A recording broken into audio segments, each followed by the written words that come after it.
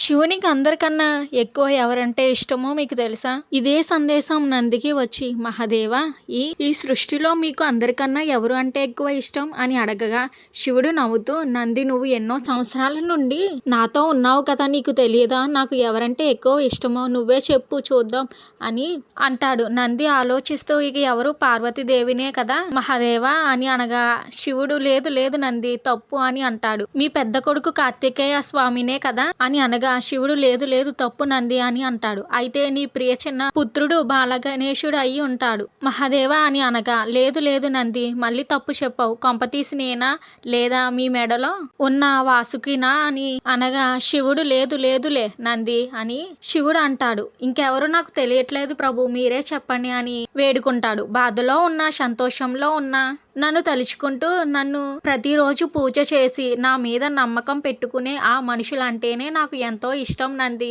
అని చెబుతాడు.